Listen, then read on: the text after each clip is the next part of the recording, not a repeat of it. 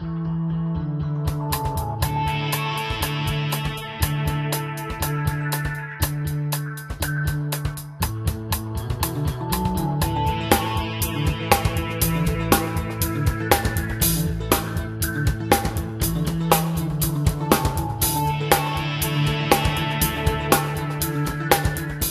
first, let me thank all the organizers and Nazi in particular and the program committee for inviting me and putting this on.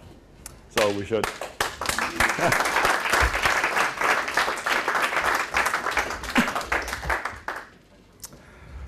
Okay, so a lot of you have already heard this paper, and a couple of you have given comments that this is a marriage conference and no marriage here.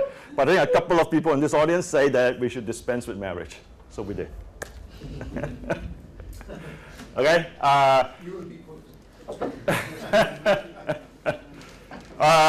This is joint with Robert McCann, who's a mathematician, and two of my junior colleagues, Shangwen and Ronald.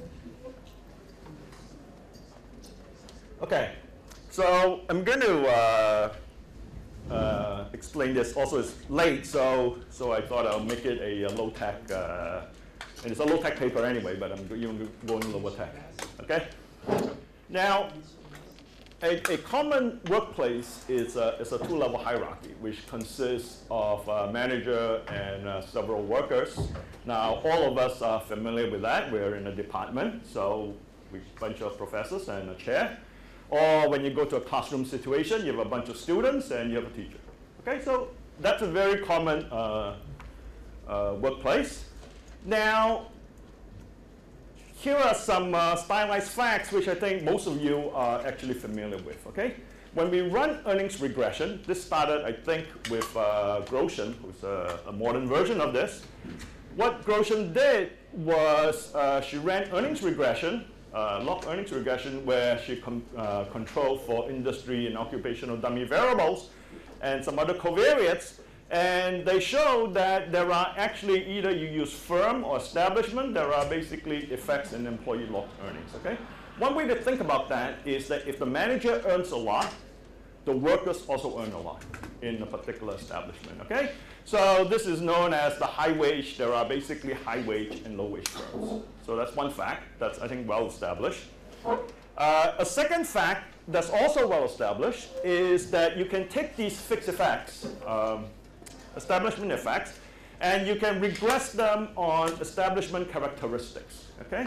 And the most important characteristics is basically the size of the firm, which tells you that large firms pay more on average.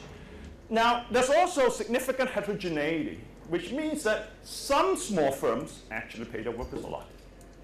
Okay? And the distribution of earnings in the economy is right scale. All right? So the question is to try to think about how we could want to explain these facts and this hierarchy. Okay? So let me tell you what other people have done. So there is essentially one-factor models of individual heterogeneity. Okay, so people like Rosen, Lucas, Ricardo, collaborators. Okay,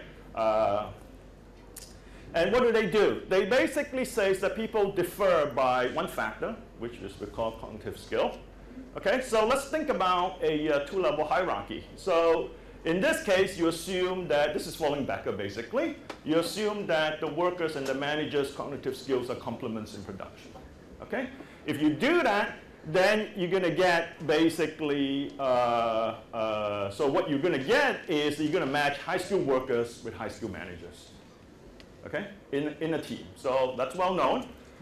In fact, that's essentially Gary Cano and most of his papers. Now, the question is, well, how do you deal with team size? Well, if you want larger teams to earn more on average, what you're going to assume is that the span of control of the manager then is increasing in a cognitive skill. Okay? So you're going to get the second fact as well. Now, the third fact, well, what happens if, there are some small firms that pay high wages? Well, you can put in some search frictions, which I think some of the people in this room are also associated with. And perhaps you can try to do this as well. Okay? So now, what's interesting about, so let me just think about doing something like this, which is kind of interesting to do. Okay, so that's the one factor model that you can try to use crudely to explain some of those facts. Okay, now think about now running an earnings regression for managers in team I. Okay, the wage of the manager is going to be a function of the education of the manager and the span of the manager. How many workers she actually is going to manage. And you want to think to yourself, well, what must this coefficient be? Now, if you think that basically managers with more initial cognitive ability basically have more education, you expect then this coefficient to be positive. And if you think that managers who manage more people generate more surplus, well, that coefficient also going to be positive. Okay? So you truly measure cognitive ability, or is No, this education. Education. I'm just saying, let me run this regression. But managerial ability can be very different from education, no? Managerial ability could be very different from education. But in a one-factor model, there's no room, right? That's just cognitive skill. So if you use a one-factor model. Yeah, but interpretation is a bit different, no? I mean, if you think about No. So it's fine. I mean, maybe we're going to have a two-factor model, and I'm going to go there. But I'm just saying that what if we did this in a one-factor model? Okay? Now, to the extent that the span is not a linear function of, say, cognitive skill or different function, education is a different function of cognitive skill, then you can imagine both coefficients being positive in a one-factor framework. You could still use a one-factor framework because you're assuming, look, you're running a regression, and who knows, this is a function of the cognitive skill, it's not necessarily linear, so that could show up. Okay?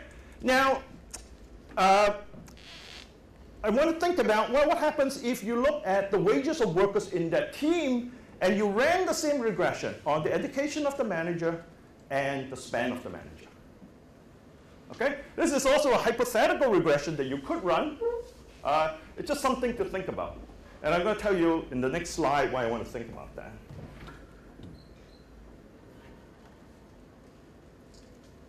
Okay, so I basically want a two-factor model.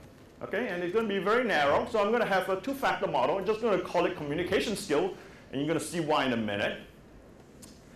Okay, why do I want a two-factor model? Well, really, it's to build on some old literature, which is basically we want to do things in teams because you can get specialization in the division of labor, following Adam Smith. Then the question is, well, what determines team size? Okay. Now, there are people already, Becker and Murphy, and Ricardo and his co-authors basically says, look, if you do it all yourself and you do two tasks, you don't have to coordinate or communicate with anybody. But if one person does task A and another person does task B, then somebody has to spend some effort coordinating and communicating. Okay? So how do they model it? They simply say, well, you're just going to lose some time. So one person does some communication, well, he's going to lose some time. And if he loses some time, then if he's supposed to do task B, he's just not going to produce as much B output. Okay, so it's very simple. So what do? What we do is simply, well, what if basically the amount of time we need to communicate differs across people? Okay, our cost of communication is different. Some people are better at communicating and coordinating, and other people less. Okay, so we're just going to call it communication skill, right? You could use a one-factor structure and say, that's just a function of your cognitive ability. Smart people communicate better. Okay, you could say that. We essentially relax that assumption, right? We basically say they could be positively correlated, the two factors, but maybe there's some other correlation. So you didn't really explain why you didn't like the one-factor model. So you said it explained 2, 3, 5, and 4 with search tasks. So I assume it does not explain 1, but I can't remember what 1 was. Because otherwise, well, it's quite clear. Like I'm going to be like the macro boys, right? I'm going to pick the moments that I'm going to be able to explain. So certainly the 1 to 4, I'm going to be able to explain. Okay. So okay? what was 1 with the one? Oh, you want to go back to? Well, Okay. So I'm going to show you we get two-level hierarchies. We're going to get high-wage firms, low-wage teams. I'm going to call them teams, high-wage teams, low-wage teams. I'm going to get possibly a correlation with team size and average earnings. And I'm also going to give you this variation. This variation is going to come for free because now I'm going to say, look, the communication skill and cognitive skill is essentially perhaps a positive correlation. So I'm suddenly going to pick this up. Okay. Now, what's important though, which is that okay? I think what's important is the following. So that's great. I mean, at some level, well, that's very cheap. Okay. I label the residual and I call it communication skill. Okay. So I think what's interesting is the following. Well, first of all, why do it? Okay. So here's a big picture. So this is outside this particular paper. The reason why I think, so I want to think about communication skill in a very narrow sense. Okay. I want to think about communication skill as ability of humans basically to produce in teams. Okay. Some of us are not very good at doing that. Okay. We don't marry. We don't work in teams. We write papers by ourselves. We play by ourselves. We watch television at home by ourselves. Okay? Other people are able to do things in teams. Okay? They got co-authors. They marry. Okay? So the point is, you know, and from Adam Smith, we know there's productivity gains from working in teams, right? So I want to think about, so this is a very narrow paper, but I think that's useful to think about potentially another factor, okay? A non-cognitive skill, which is your ability to be productive in a team, okay? So this is going to be a very narrow application in this very narrow context, but I think there's something to be said, right? That you want to think about human beings basically being that some people are just better at working in teams, okay? Now, why is that useful? Why it's useful is the following, which is, I think, a reasonable question also. How can I tell that it's not a one-factor model? Okay? Now, we can go back to the previous paper, the previous thing, right? I can run this and say, well, these two coefficients are not zero, so it's not a two-factor model. Okay? But then that will be heavily reliant on functional form that says that, you know, well, this is different from that. You could say, well, it's a one-factor model because, in fact, they're just nonlinearities. Okay? And you use a linear regression. So the point is, are there any implications that you don't really make very, very strong parametric assumptions? Okay? From a two-factor model, right? So this is about identification. Okay? And let me tell you why I like also about teams and talking about communications in teams, which helps identification when you talk about cognitive and non-cognitive skill, okay? Economists now, you know, we follow the psychologists and it's very big, okay? We want to talk about non-cognitive skill, okay? Unfortunately, every paper you read, non-cognitive skill is something different. Okay? The psychologists have been there, okay? They can't even tell whether there's one factor, two factors, three factors, okay? How many factors of non-cognitive skills there are? The problem is that there's absolutely no discipline. Okay? Now, economists are going down exactly the same path. Right? It's all in the eye of the beholder. You know, these are unobserved traits. And the question is, like, for example, we use the Roy model, so two-factor model. To this day, I've seen the damn model for 30 years. What is the second factor? From paper to paper is some other factor. Okay? Now, you can get somewhere, right? So what I want to claim is the following, okay? The reason why I think it's useful to think about this particular factor, I don't want to say that that's all there is, because there may be something else, okay, about communication skill, and the fact that you improve productivity in teams because there's additional identification coming from matching. Once we talk about teams, we want to talk about who you want to match with, okay? So I'm saying that we want to think of that as an additional source of identification when we want to talk about multi-factor models. Okay? With one-factor model, we learned from Becker, it's not very interesting about identification, right? But if you get multi-factor models and you talk about team production, can I, looking at your partner, tell you something about me and whether a two-factor model is important or not? Okay? So this is a preview. Here's where I'm really exploiting the fact that there is matching, right? I want to say, what does the education of the manager and the span of the manager tell me about the worker's wage? Right? So this is exactly exploiting the fact, does the theory have interesting implications about these two coefficients relative to the first two? Yes? I just have a clarification question. So communications, you mean, is it correct if I just take it as like a loop to work in teams? Or do you have something more literal? It's going to be very narrow. You're going to see. When I write down the model, it'll be pretty obvious what it is. Okay? So right now, it's just an introduction. But so I'm saying, you may or may not want to take this model seriously.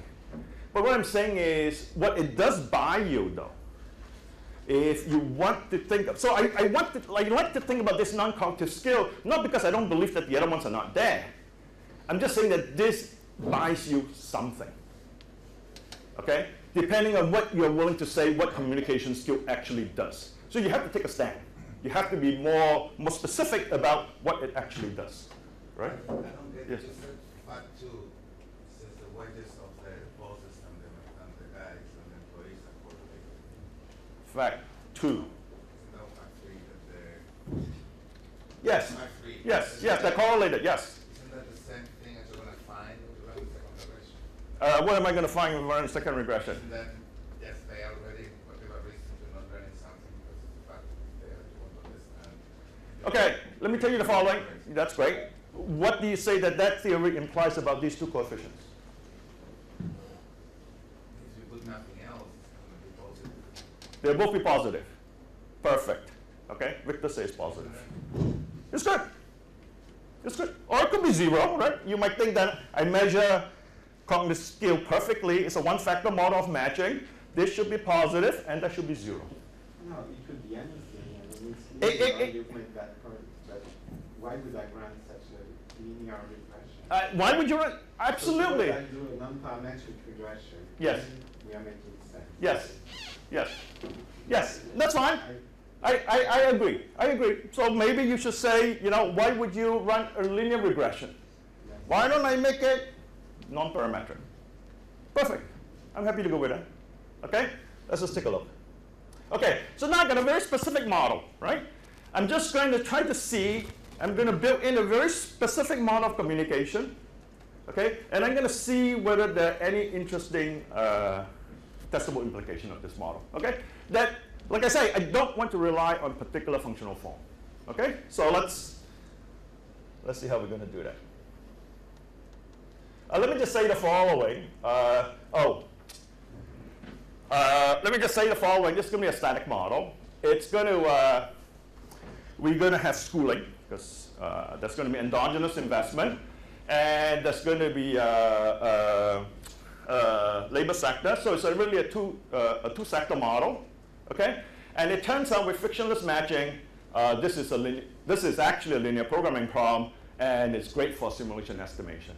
There is somebody from Wisconsin, Roy, who's doing something similar, not exactly like this. He's doing it the macro way, which is you guess pricing functions and then you iterate. It's a bear. He said it was a bear. Okay? This is a lot easier. Let me just say the following. So if you really want to estimate things or simulate, that's much easier. We're going to derive two-level hierarchies. This is already anticipating, which is that if you have high communication skill and cognitive skill, you become managers or teachers. Managers and teachers are going to match.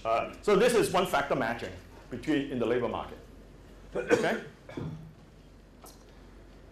Now this is kind of interesting, which is that when you're a student in this world, and you think you're going to be a manager in the future, okay, you're going to want to get more schooling.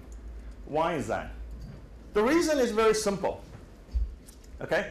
Because of complementary in production, a la Becker, which is what we're going to assume in cognitive skill, okay? If I'm a manager, I make myself a little bit smarter, the productivity of my workers are going to be higher, okay? So if I were to manage 5 people as a manager, and Flav will manage 10 people, okay?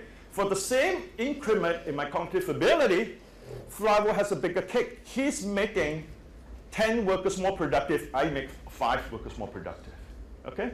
So in other words, basically, even though I may have, he may, I don't think he does, but even if he had lower ability than me, he would compete for me to go to the same school, okay? He wants to buy the same level of education because his payoff is higher from whatever that he's okay? So different people different people with different communication skills, initial cognitive ability will basically try to match go to the same school, okay? Put it another way, the A kids and C kids in the classroom, and the C kid is not hoping for some miraculous peer effects, okay? They're there because they're going to be future managers and they're going to be great, okay? This is exactly what George Bush Jr. said, right? A C kid from Yale can be president, okay? He knew he was going to be president, right? The point is, he's there. I mean, Joe Tanji is probably in the same class, okay? Probably the A kid. Okay. Now this is more interesting. This is slightly more interesting. Okay? If Flavio and I have the same initial cognitive ability, he's going to buy more schooling than me because he manages 10, I manage 5. But what if we find out that we're in the same school? With the same schooling, he still manages 10, I manage 5. That tells you he only can choose the same level of schooling, which is if his initial cognitive ability is lower. That's why we pick the same school, okay? But if we pick the same school and his initial cognitive ability is lower, his adult cognitive skill is going to be lower. Now, what does that say? What that says by matching by managers and workers, he's going to match with workers who are not as able, okay? So workers' wages, for him, his workers' wages will be lower, holding education constant. We both would have the same education.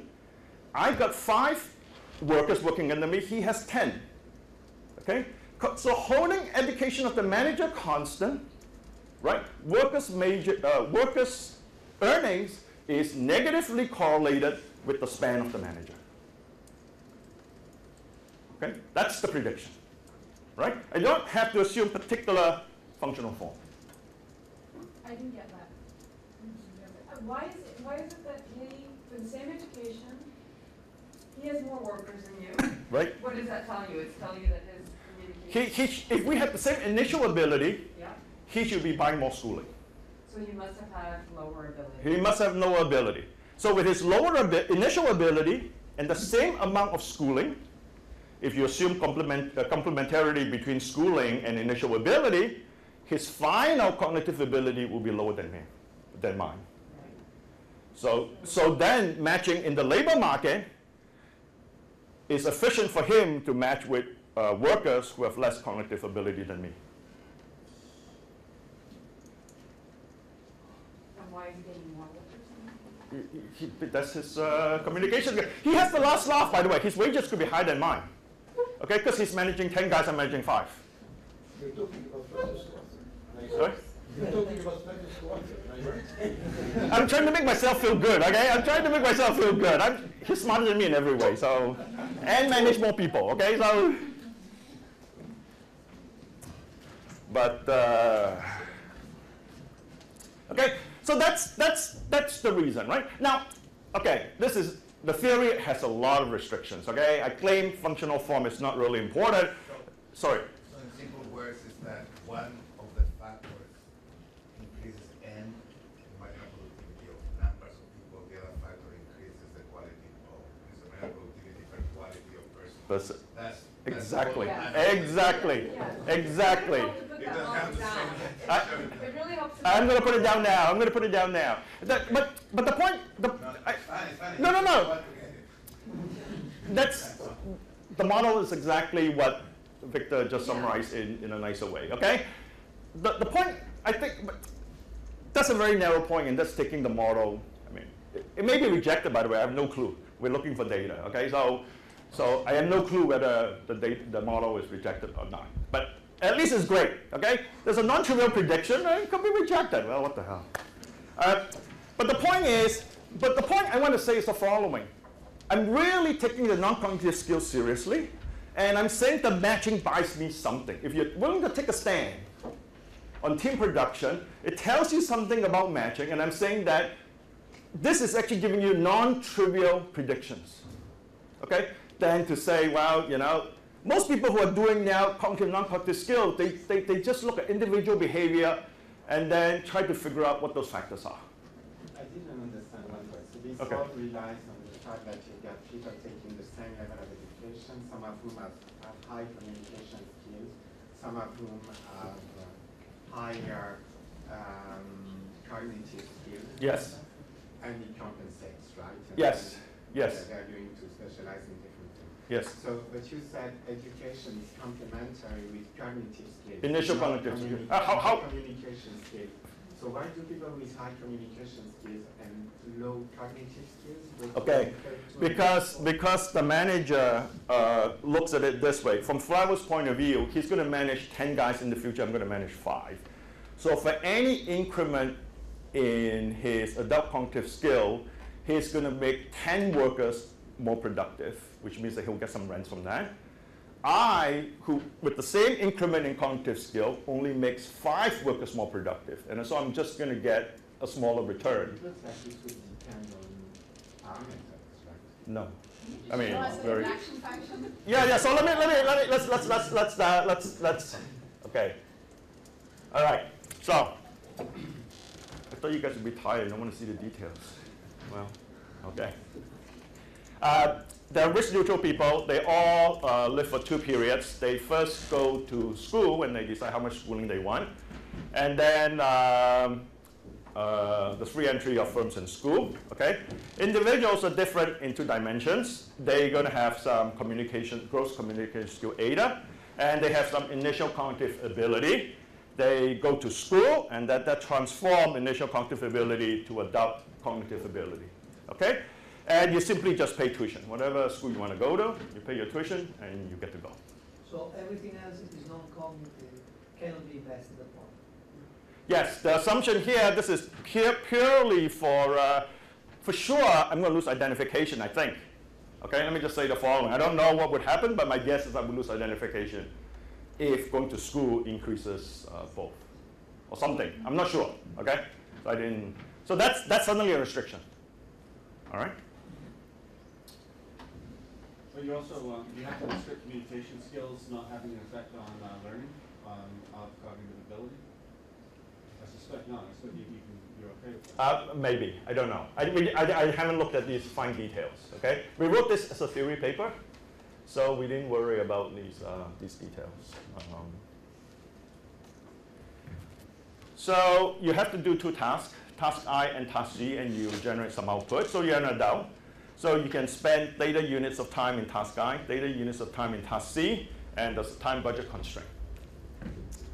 Okay, a single agent production, so you don't match with anybody, you just do it by yourself. Okay? How much you produce will depend on your cognitive ability. So let's call this the price of output. Okay, KI. KI is just the price of output, the quality of output. Okay? This is simply how much output you produce.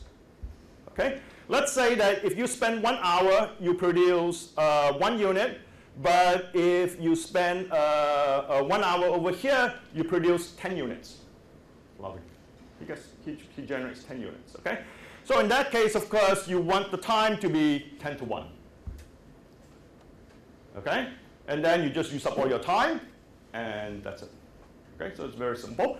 The beta here, I'm going to assume is less than 1, simply to say that, well, you know, if you do it by yourself, you don't produce very much. Okay? That's all. That's all it means. So here it's just quantity, and this is quality. So that's revenue of the firm. You produce, you sell, and you just keep the income. Okay? Communication skill doesn't matter because you don't have to coordinate with yourself. All right? Now, what happens if there's two people? Now there's a person I and a person J with different communication skills and different cognitive skill. Okay?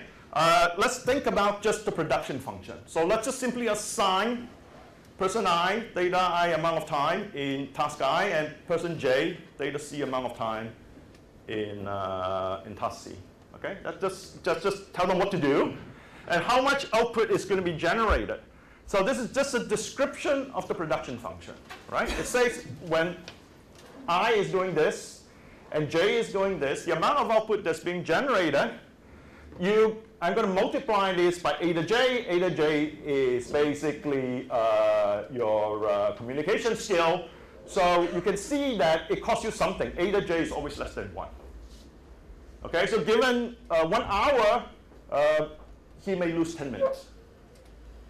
Okay, so the amount of time he can then spend producing task C is just going to be less. Okay, if my communication skill, if I were to go there, I would lose 20 minutes. Just to talk to person I who's spending 1 hour. Okay? So that's what heterogeneity in communication skill does. It just gives me less time to produce the stuff that I need to produce. Sorry. When I was talking about parameters, yes. The question I had in mind, because assuming something very strong about the effect of your cognitive skills, communication skills, as the number of workers employed by flagging increases, right? Yes, absolutely. So absolutely. Absolutely. Okay? Yeah. So like I say, absolutely. I don't disagree with any of it. I'm going to tell you what he said a bit more, if you guys understood it, but assuming some of you don't, tell you what he means. There is a min function here. It's not very interesting. You can do this with anything with, at least I learned this from my trade buddies. My trade buddies tell me that constant returns to scale will work. Okay? We're going to get specialization, and this is Leontief, so this is Ricardo, that's the only thing I know from trade. And they tell me that I'm behind the times, okay? So what's going to work is any constant returns to scale, we're going to give me specialization, okay? Which is the result.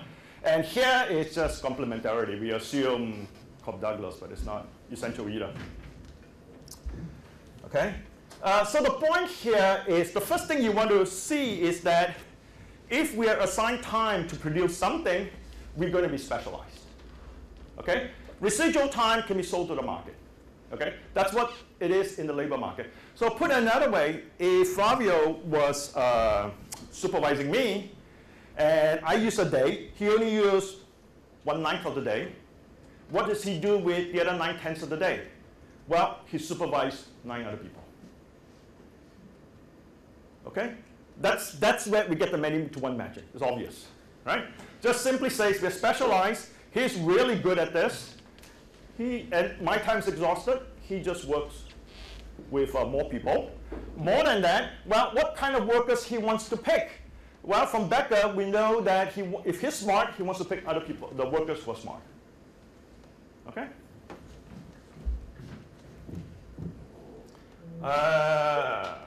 So then I just simplify notation a bit. Then I call this communication skill. Okay?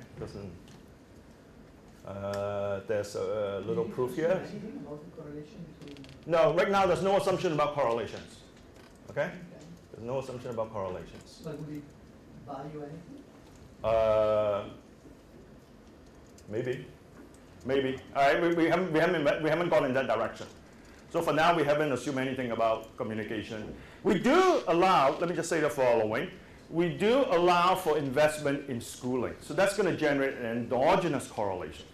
But what's the baseline correlation? We're agnostic here. Okay? So let me just say the following. If you can look the paper or you can figure it out yourself, it's very easy. You're going to get specialization, and specialization by comparative advantage. That's well known since Ricardo. A very total yield, that's going to be many to one. And as you can see, that the people who have good communication skill will become managers. Okay? And it's going to be the span of control. Okay? Now, I use n, but you know, I mean, that's just a scaling, it's a normalization. So, okay. What happens when Flavio hires 10 workers? What we're going to say here is if Flavio hires 10 workers, okay, it's just profit per worker multiplied by 10, right? That's the sense in which the communication skill of the workers doesn't matter. I mean, if people are destructive, if workers don't work well with other workers, and there's some other issues, it's quite clear there are, I basically say you don't care about your workers' communication skills. That's a very, very strong restriction, right? So if I interpret Bernard's question correctly, that's really the, well, that's one way to interpret his comment anyway. Okay? So that's a very strong assumption, right? Then what it simply says is that if this is true, then Flavio is always going to hire all the workers of the same cognitive ability. Okay? If this thing maximizes per worker profit, then he's just going to hire 10 workers all the same. All right? So you know that to do this, to maximize this function, even though the wage is increasing in cognitive ability of the worker, this is Becker, right? You're going to have positive assortative matching. Okay? I'm sorry, maybe I didn't understand my own question, but I don't understand how you define the NM. Oh, that's just my communication skill. No, I know. Sorry. That's why does the sum extend from 1 to an M? Why doesn't he hire more workers if he's making positive profit? Oh, because he can only, he basically has no more time to do his own stuff. Oh, is it time constraint? Yeah, that's a time constraint. Everybody has a unit of time, As in right? time. So all the workers have exhausted all their time doing task I, and this guy is dividing his time between all n of m workers and some time to communicate. Sorry. But the guy with skills, wouldn't he prefer workers which also have communication skills? That's what I'm saying. That's a very strong assumption, right? This is one-way communication cost. The only person who bears cost is basically the manager. You could still argue that maybe communication cost should be a function of the manager's communication skill and the worker's communication skill. Okay? Then that will be fully two-sided matching. You care about the worker's cognitive ability and communicate. We didn't do that. Okay? Partly because, well, we're just not going to be ugly, so we didn't do that. Okay? So I don't want to say that that's not, so let me just say the following. I think that's the strongest assumption in this paper that's not trivial. Right? We're introducing heterogeneity, but we're saying communication cost doesn't depend on the worker's communication skill. Okay? So, and that's the reason why we get the result. Okay. Well, you can also choose to become a teacher other than being a manager or a worker. You know, you can choose to become a teacher. And we're just going to assume the production function of teachers very simple. We're just going to give it a student of initial ability A match with a teacher and of adult cognitive skill K. And then you generate the student's adult cognitive skill, okay? The only thing you need here is just complementarity. That the smarter kid who gets more education gets a bigger kick. Okay? So that's standard in the literature. And you can just then choose to whatever school you want to go to, as long as you're willing to pay the tuition. What does the teacher get? Teacher gets number of students multiplied by tuition. Okay? So the teacher doesn't care about the A kid or the C kid. You come to the classroom, you pay tuition, that's it. Yes? So in terms of identification, isn't it also kind of a strong assumption in the production function in the previous slide that the contribution of cognitive abilities is the same for the worker and the manager? No, that's not important. All I need is complementarity. So I got the square root and... For the model to work, I understand, but if you want to recover this from the data. If you want to recover this in the data. Like I say, the only thing you need is that the cross-partial is positive between the manager's cognitive skill and the worker's cognitive skill. Okay, the only thing you need is the cross-partial to be positive. We assume constant returns to scale because we have an OLG model and stationary equilibrium, but those things are not. I mean, if you care about those things, then my co-authors do. So then you want constant returns to scale and complementarity. Okay.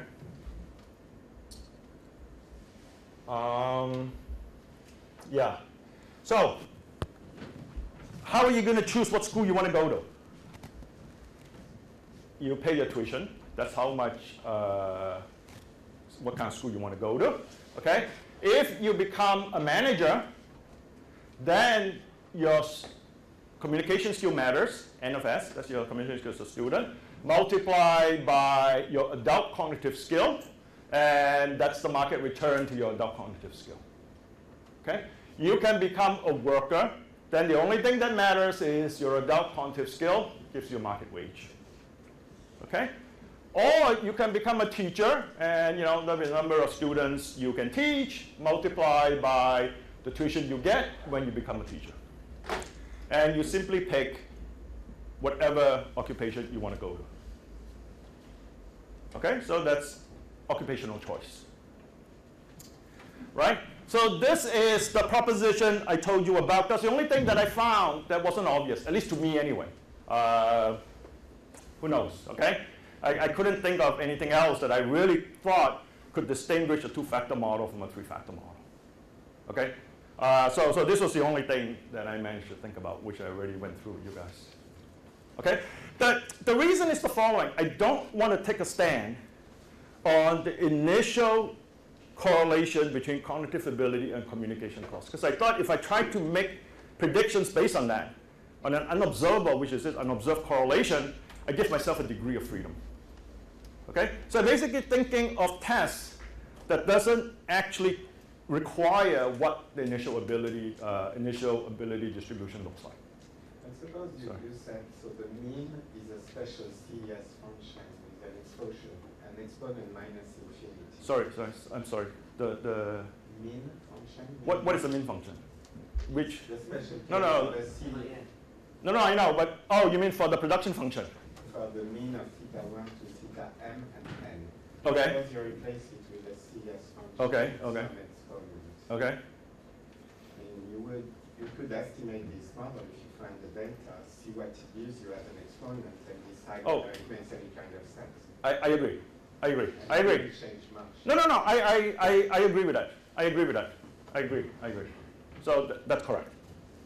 Okay. So you're right. So if I'm willing to put in, like I say, either CES or some of these functional forms, I could estimate more stuff. Okay. Okay. So general equilibrium. So basically, all markets have to clear. So if you're a macroeconomist, what are you doing? You're trying to guess a wage function and a tuition function, and then you're trying to see everybody sorts, and then you want supply and demand for all the students, all the schools, managers, workers. Okay? It's a bear. Let me just tell you the following. We tried that actually. Ronald, who's probably trained by some of you here, that's what we tried. And we were in despair, so we went to talk to Robert, and Robert says, if you can make it a linear programming problem, he could solve it. So we managed to figure it out. So here's on the paper, and it's a linear programming problem. Sorry? That was critical. That was critical. Or else we'll be. Yes. Don't you think that managers need some other skills? Maybe this communication that should go into politics. The manager should have some experience. He should know something substantive about the production process. Let me just say the following. That's a very good point. Okay? Let me just say the following. That's actually a very good point, right? I have two-level hierarchies.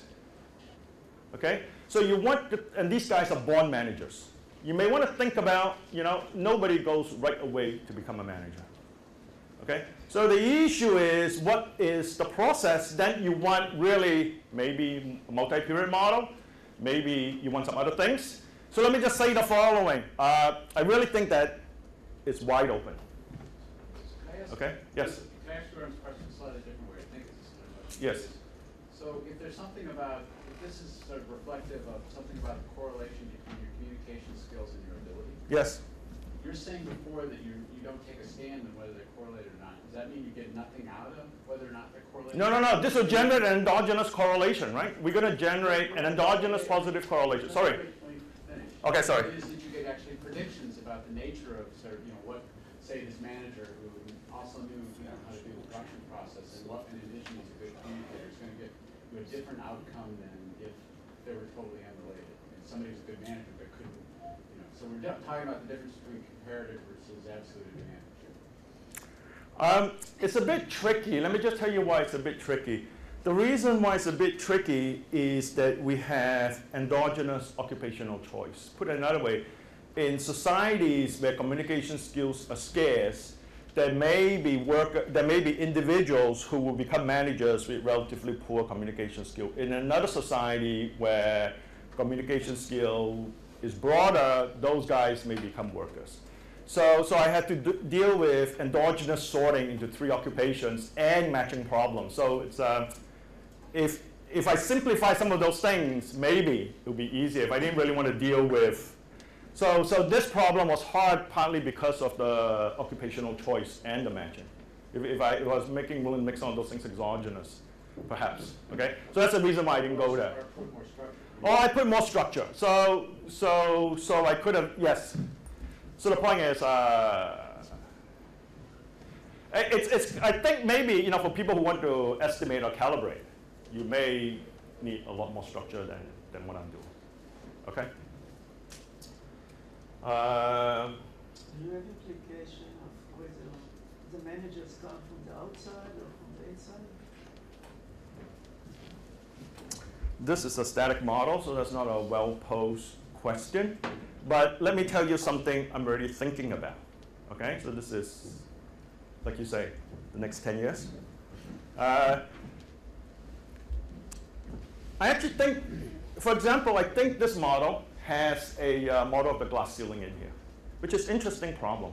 Okay, so I'm now free associating because it's the last session. Think about a 3-level hierarchy. Okay, not 2 levels, 3 levels, where this is the CEO's office, and I'm going to have components. Component 1, component 2, component 3, a screen, a keyboard, a battery, maybe making my smartphone. Okay, and then here, this is going to be output. How much screens, how much keyboards, how many batteries. Okay, I'm going to have a 3-level hierarchy. So young people are always hired into, all the engineers are hired into making screens, and they try to make the best screen, and they figure out how many screens to make. They are managed by a manager. What does this manager have to do? This manager basically have to be an expert in making screens. Okay? And the guy is just going to, this is the 2-level hierarchy that I'm talking about. Right? The manager who manages the person making screens, and these are the people making screens. Okay?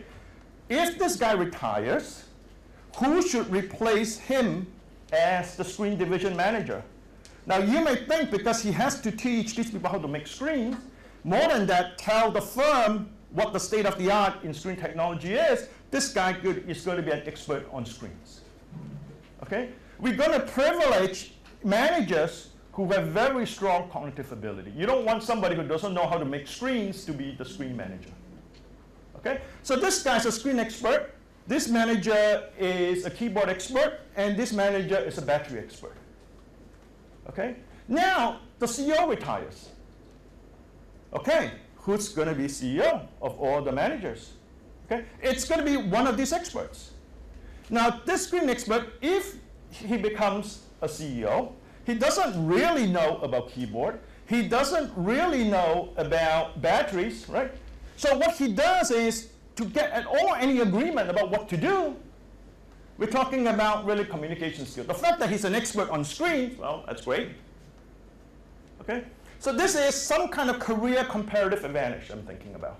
Okay? That initially, to rise at the lower level of the hierarchy, you have to be an expert in the technical subject that you are trained in or that you're working in. But then at higher level of management, you're managing people who are doing things that, no matter how smart you are, you don't know what they're doing.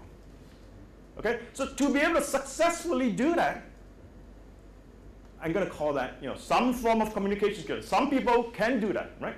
They can, some dean, the economics dean can talk to the physics chair. I don't know how he does that or she does that, okay? But she's able to do it, okay? So the point is, so this is just going ahead. It's an interesting question about the glass ceiling. The issue is the following. If the distribution of skills, initial skills, are different for men and women, okay? Who gets to the first level and who gets to be CEO?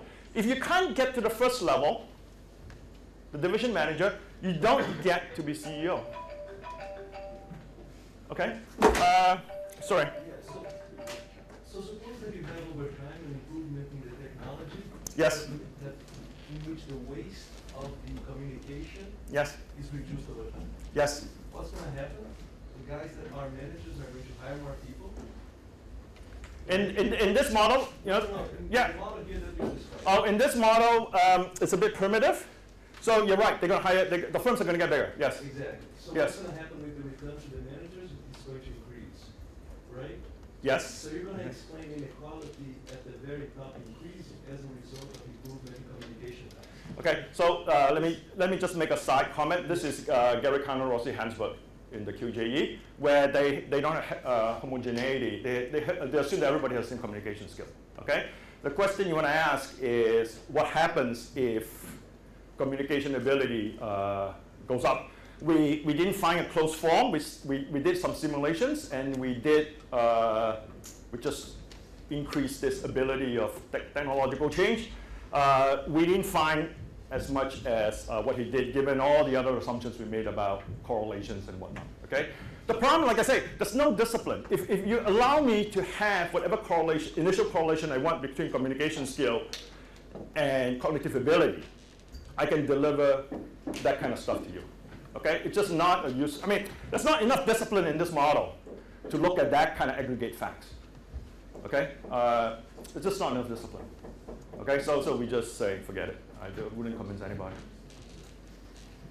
All right. I ran out of time, so I'm on borrowed time like everybody else. This is a bunch of stuff that I follow and copy from everybody else.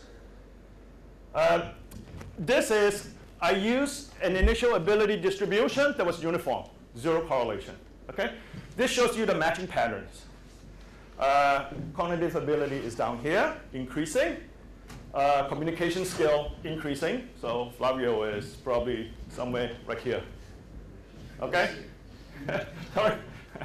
So these are all workers. These are managers. It's kind of interesting, actually. We didn't, I mean, just came out. These are all managers. And these are teachers, okay? These are teachers who teach future workers.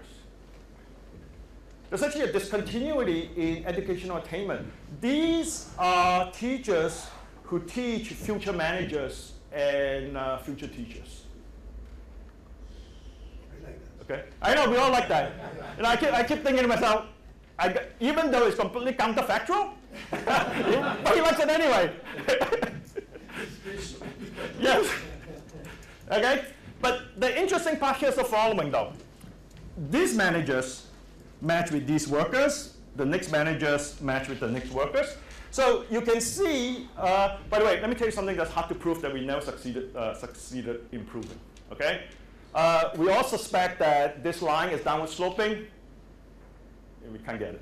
Okay? So for those of you who are theorists and want to think about this problem, why we couldn't prove that it's downward sloping, I don't know, but we couldn't. Oh, here's an interesting point. In this simple model, the workers never acquire that much cognitive skill. Okay? But of course, that's just the parameterization. The point here is, the most serious point is that there's no reason to believe that the manager is smarter than the worker. Okay? With another distribution, you could probably get the managers less smart than the worker, depending on who's scarce. Okay? Sorry, I'm running. Okay. This is the last picture. That's the income distribution. By the way, Sorry. in Denmark and Sweden, you can get data on the IQ of every person and see if the manager is smart. No, I say it doesn't have to be. That's what I'm trying to say. No, no, the I quick. learned about that because this Ricardo talk and showed that actually the politicians are more smarter than the workers. I see, I see. Not very to my expectations. Let me just say the following. These are workers, and these are managers and teachers. Let me just say the following. If they didn't engage in team production, which is a very simple team production here, there will be people who have very low earnings. Okay? So even the guys with the lowest cognitive ability, their earnings is pushed up because they can work with somebody who's better. Okay? Thank you very much.